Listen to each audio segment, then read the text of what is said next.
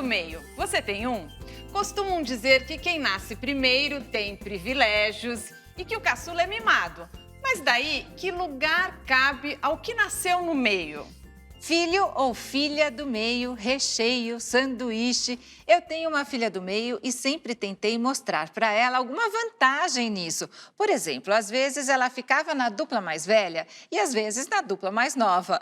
O Mauro Godoy, psicólogo e filho do meio, vai explicar isso um pouco melhor para a gente, né, Mauro? Até porque você fez aí um estudo, um artigo sobre filho do meio.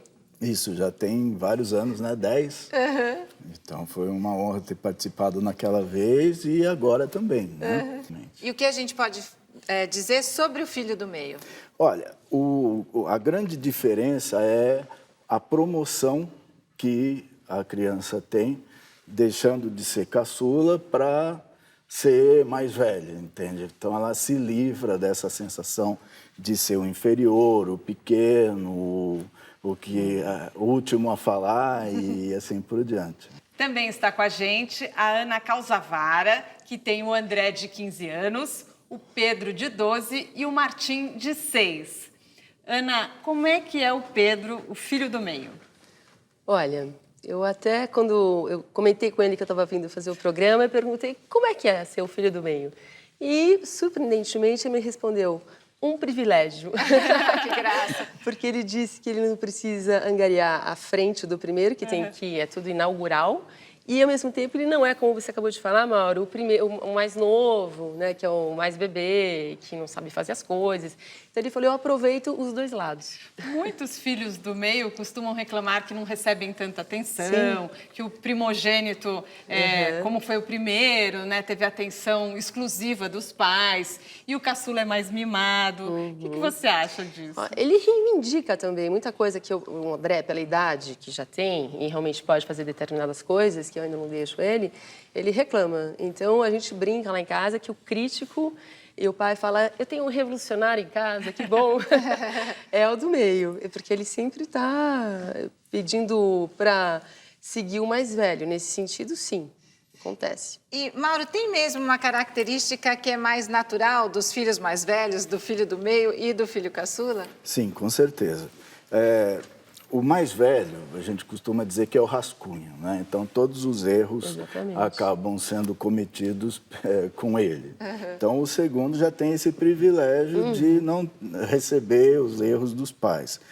Mas o que acaba acontecendo mais forte com o mais velho é vamos dizer, o desenvolvimento das decisões. Muitas vezes, na falta dos pais, é ele que decide. E, segundo Sun Tzu, a arte da guerra, a coisa mais difícil da vida é decidir, né? Por isso cabe ao general, ao dono da empresa, né? Então, o mais velho acaba desenvolvendo as decisões. O mais novo, ele acaba sendo obediente, porque até ele chegar a decidir ou mandar, ele vai ter que crescer, né? Tem outros para fazerem isso. Então, ele aprende a ter disciplina ou aprende a ser rebelde, enfim, ele que põe a mão na massa. O que na empresa seria o operário ou na guerra seria o soldado. O do meio, ele é um coringa. Então, ele acaba servindo para várias coisas, mas, tecnicamente, a gente estuda como sendo o líder. Por isso que, estatisticamente, os grandes líderes da humanidade sempre foram filhos do meio. Hoje em dia, como ninguém mais quer ter 3 filhos, né? Só malucos. Estão em extinção, né, os filhos do meio. Exatamente. Como os líderes estão em extinção também. Mas pensando dentro disso que você falou, né, a gente percebe que o filho do meio ele tem que lutar mais pela atenção, né, dos pais. Ele não fica numa situação tão acomodado. E ele também, ele acaba tendo que se adaptar aí de uma relação com o filho mais velho que o caçula. Então, acho que isso é uma vantagem, né, para o filho do meio, ele se virar, ter que aprender a se virar. E como a Mari colocou, né, às vezes ele fica mais próximo do mais velho, ele sempre foi muito mais próximo do mais velho, porque no meu caso, o terceiro tem 6 anos de diferença, né? Então, ele era muito próximo do mais velho e agora deu uma diferença com essa entrada na puberdade do mais velho. Então, ele costumava falar: mamãe, o mais velho tá ridículo, ele acha que ele é adolescente agora. E é por isso que, em termos psicológicos, o do meio, ou ele é o abandonado, você vê a história da pessoa, ela acaba tendo dificuldade tanto em relacionamentos, como até em entrosamento com a sociedade e a família, ou ele acaba cavando o espaço dele e se tornando mais social. Ele é muito social. político. Mauro, e o filho do meio, ele pode se sentir frustrado quando ele deixa de ser o caçula, que ele tinha ali a posição de mimado e passa a ser o filho do meio? Cada caso é um caso entre seres humanos, né? Se ele gostava de ser mimado, de ser paparicado e, de repente, entra outro no lugar, com certeza sim. Agora, por estatística, a pessoa egoisticamente, independente de ser muito pequena, ela quer crescer. É da natureza humana ele querer ser maior, ser mais velho e não continuar lá atrás, né? E depois do intervalo, Ana, eu vou querer saber como foi para o Pedro receber o Martim, o caçula, né? O nosso papo continua daqui a pouco. Fique com a gente.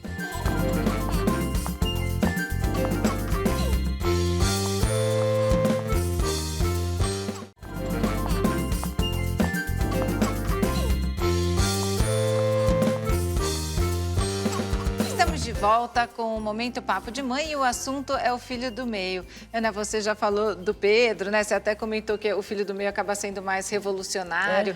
Quais são as outras características do Pedro que você acha que... Porque tem um pouco da personalidade dele, mas também desse lugar que ele ocupa na família. No meu caso, a gente percebe que o filho do meio, o Pedro, ele é mais criativo, ele é mais sociável, o mais flexível em termos sociais, assim, em situações também. E foi interessante que quando eu anunciei a gravidez do terceiro, o mais velho não gostou muito. E ele pulou de alegria, porque ele falou assim, agora seríamos 3 crianças contra 2 adultos, teríamos a maioria em casa. Eu queria até acrescentar que essa é uma transição importantíssima, que é você passar de bebê para criança. E, normalmente, as pessoas têm filhos nessa transição. Então, eu vou deixar de ser o bebê e você a criança. E eu acho que também vou deixar de ser só cuidado e vou passar a cuidar também, porque ele cuida muito, ele tem essa característica também, não sei se é dele, pessoal, mas ele cuida muito do irmão mais novo. Eu acho que depende também da diferença de idade Também, que eles vão ter. Então, por exemplo, exatamente. o seu do meio para o mais novo, eles têm 6 anos de diferença. Os meus têm 1 ano de Muito diferença. pouco, competem Então, mais. eu vou ter que dizer que já na maternidade, quando a minha do meio de 1 ano foi conhecer o irmão mais novo, recém-nascido, ela olhou bem para ele e foi fazer um carinho e deu um tapa na cara do tipo... Ó, aqui, Eu que mando aqui. E a caçula era eu até agora, né? Acho Aí que no ela caso sentiu dela, que ela tava sentiu. perdendo, né? Fase. Ai, Mauro, fica a minha dúvida, né? Os pais precisam dar atenção, assim, privilegiada para cada filho? É importante isso? Eu acredito muito na influência da natureza. E por mais que a gente tecnicamente desenvolva teorias, pesquisas, a natureza manda mais e a mãe sente o que ela deve, o que não deve fazer. Mas é sempre bom prestar atenção, né, na forma de demonstrar o afeto, a atenção, porque os filhos, com certeza, sempre vão achar grandes verdade. diferenças. Eles reclamam, né? E eles sempre acham que você está dando mais atenção atenção para o pro outro. outro. Para mãe se sentir bem culpada. Você procura ter momentos individuais com cada filho? Como é que é? Eu faço muito isso, procuro ter... Porque tem conversa que só surge quando você está só você e o seu filho. Então, eu levo para almoçar, ou então pego na escola e faço um programa diferente, porque ele tem os horários diferentes. E sempre procuro ter essa atenção individual, sim. E quando tem mais de um filho do meio, né? Mães que têm aí 4, 5 filhos, aí são vários filhos do meio, como é que se dá essa... A gente estudou isso também. Quanto mais filhos, mais essa questão do abandono, a sensação de insignificância vai crescendo. Então, eu já cheguei a pesquisar pessoas com 10 irmãos, 15 irmãos, e a pessoa vai falando assim, olha, ou é o caçula, que tem atenção, ou é o mais velho respeitado, O resto... Se Só, vira. só quando tá doente. Eu tenho um amigo Exatamente. meu que ele falava assim, eu queria ficar doente para poder ficar com minha mãe. É isso mesmo. Uhum. E daí, nessa relação até, como é que você faz para não causar uma confusão na cabeça dele, né? Porque isso, que às vezes ele está entre os mais velhos e às vezes ele ainda está entre os mais novos. E como a Roberta falou, às vezes ele joga com isso, porque eles são espertos. Então, né? Então, você sempre tem que estar revendo o tempo todo, nunca é fácil. Porque tem realmente coisas que ele ainda não tem idade. E você tende a relaxar um pouco mais as regras já com o segundo, laceadas, né? Em função do primeiro. Então, você tem que também ter tem que estar se auto-vigiando para não deixar, às vezes, queimar etapas. O que eu notei, que outro cuidado que a gente tem que ter, porque às vezes é assim, por exemplo, se são 3 filhos e 2 quartos, o mais velho sempre fica sozinho no quarto ou o mais novo vai ficar sozinho. E o do meio vai sempre ter que dividir com alguém. Lá na sua casa eles dividem quarto? Como é? Uma briga, isso. O mais velho sempre quer ficar sozinho.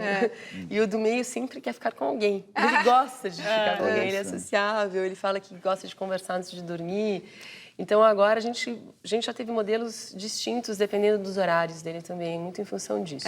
Eu já tive os 3 num quarto só também. Uma coisa que eu sentia como filho do meio, né, é que eu recebia roupas do mais velho e tinha que preservar porque ia passar para o mais novo. E o meu irmão reclamava mais ainda porque ele ficava com o resto de fato. Né? Olha, como tudo tem o lado bom e tem o lado ruim de ser o filho do meio. E agora, pais que foram filhos do meio, será que eles criam os filhos diferentes por terem sido filhos do meio, por terem passado por isso, Mauro? Sim, no caso do filho do meio, que acaba descobrindo a sensação de se virar sozinho mais rápido. Então, eu aprendo a ser meu próprio pai e resolver meus problemas, aprendo a ser minha própria mãe e cuidar de mim, e acaba, como pai, cobrando isso dos filhos também. Tipo, se vira, eu aprendi a ser independente e agora você vai ter que se virar também. Exato. Sabe que eu lembrei de uma história, Ana, de um amigo que disse que o filho do meio dele um dia chegou e pediu de aniversário um pijama. Ele falou assim, eu quero um pijama primeiro meu. Ele falou que sempre herda o do irmão mais velho. Principalmente pijama, né? E eu sou caçula, vou ter que revelar. Tem essa coisa mesmo de ser mimada, mas, por exemplo, as coisas que eu recebia era sempre a usada já de terceira mão, né? Então, como tudo, tem o lado bom e o lado ruim. Infelizmente, o nosso tempo terminou, mas fica aqui a minha reivindicação, que a gente tem que fazer um programa agora sobre caçula e sobre primogênito para a Mari, né? Verdade, eu sou a filha mais velha. Eu sou a caçula. Essa é a caçula também? Eu sou filha e neta mais velha. Eu sou do meio. Ele é do meio. Ana, muito obrigada Obrigada pela a vocês, presença. foi um prazer. Ana, tem rede social para deixar? Sim, Instagram, ana.causavara. Essa. E o que tem lá, Ana? Tem o meu trabalho como artista, tem fotos das pinturas e das gravuras. Legal. Mauro, muito obrigada Eu que pelas agradeço, orientações. puxa vida.